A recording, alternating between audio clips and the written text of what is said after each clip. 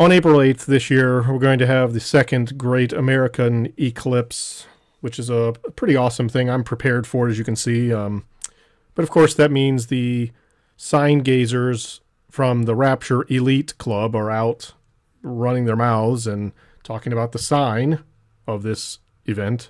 So I thought it'd be appropriate to hear some early gobbledygook from Stephen Brochooch today, demonstrating the futility of sign gazing. So here we are about less than 2 months from the sign happening, and you're going to see a lot on YouTube if the Lord tarries and doesn't come until April 8th, I believe, about the sign. There might be new discoveries. But this is what I want to say. Don't put all your faith and trust that the sign is when the rapture will take place. It doesn't mean the rapture is going to happen on the day when the solar eclipse takes place. Now, it could, but don't put all your eggs in that basket. The saddest thing I think would happen is if that day comes and goes and we're still here, and then you conclude, well, that wasn't of God. We're still here.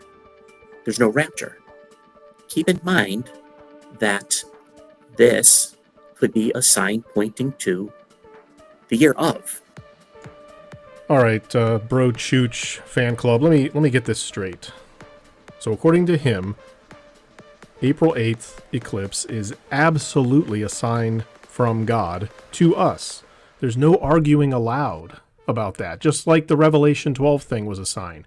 Anyone who argues that it was just a thing God created in nature to show his creative glory just doesn't get it. And they're not really part of the watching elite. Well, except you have no idea what the sign means.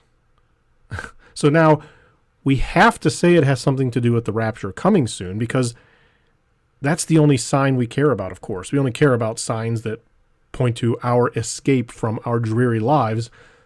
But since we're gladly hitching our wagon to this sign, we are now inevitably getting into dates again. April 8th, it's a date.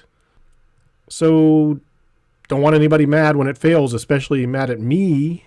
So don't put all your faith and trust in this sign from God that I've swore is a sign from God, that I don't really know what it means. And then the odd thing he says there, the saddest thing is if people conclude it was not a sign of God. Really? That's the saddest thing from all of this? You know, actual biblical signs from God were never revealed like this. Random guys didn't just look at something new or weird or cool and then decide, hey, that's a sign from God. But we don't know what it means. We just know it's from God. If you just do a simple search in Blue Letter Bible like I just did here, you will see over and over that God either declared what the sign was or a prophet did, and they always declared what it meant. There was never any people other than false prophets who said, hey, there's a sign from God, and, I'm not sure what it means, or here's what it means, and then it didn't come true. Stephen is neither God nor a prophet.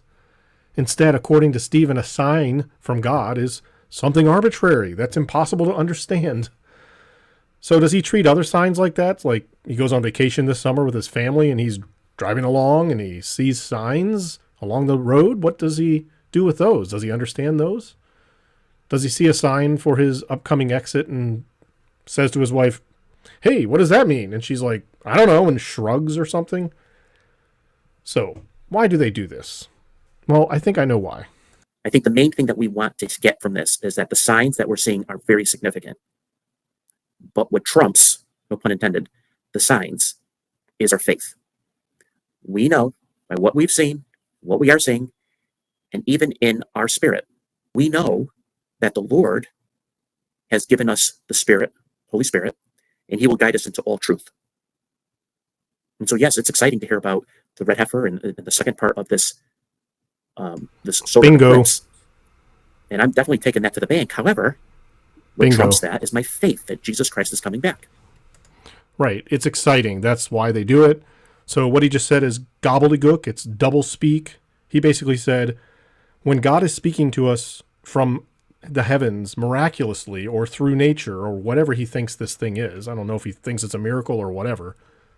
When God speaks and our spirit within us, the Holy Spirit, who is God, by the way, responds to that speaking, we can't really trust that. What we have to really trust is our faith. Because why? How can that be a real thing in the life of a Christian? You can't say that my faith that Jesus is coming trumps what God is miraculously telling us through signs and then speaking to us through the Holy Spirit. Can you say that? Can you say both of those things at the same time? Well, of course you can't. These people rely on that type of gobbledygook and nonsense because all they're after is you to get excited.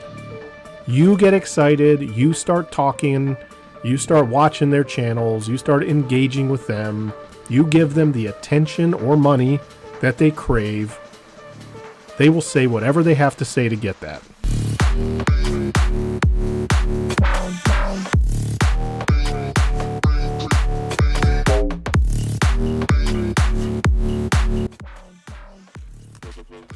Let me make sure I got this. I got to be fully prepared. There we go. That's better. Yeah, there we go.